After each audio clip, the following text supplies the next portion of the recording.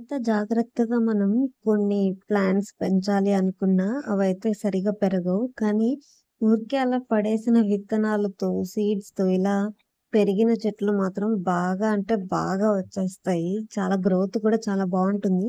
ఇది చూసారా? ఈ ఈ మిరప చెట్టయితే అసలు మేమిక్కడ వెయ్యనే లేదు. సీడ్స్ పడడం వల్ల ఈ చెట్టయితే వచ్చేసింది. ఒక చిన్న మిరపకాయ కూడా వచ్చేసింది. ఇవి ఈ మొగ్గలున్నాయి కదా! ఈ మిరప చెట్టుకి. అవి చూస్తే ఎలా ఉందంటే చెట్టుకి బల్బు కాసింది అంటే ఎలా ఉంటుందో అలా ఉంది. అదొచ్చేసి చిన్న అంబ్రెల్లా టైప్‌లో ఉంది. చూడ్డానికైతే చాలా ముచ్చటగా ఉంది. ఫ్లవరింగ్ రావడానికి ఇంకా చాలా అయితే స్టార్టింగ్‌లో ఉన్నాయి. ఇది చూసారా ఎంత చిన్న చెట్టంటే ఇది. దానికి కూడా చిన్న బల్బ్స్ వచ్చేసినాయి ఒక 2. ఇంకా రావడానికి రెడీగా ఉంది. చెట్టు నిండా ఈ మొగ్గలైతే రావడానికి రెడీగా ఉంది. చూడాలి ఎంత బాగొస్తాయో.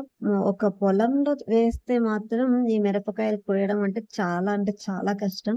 కానీ పంట బాగొస్తే అంతకంటే ఆనందం ఏముంటుంది? రేట్ కూడా బావుండాలి. రైతులకెప్పుడు రేట్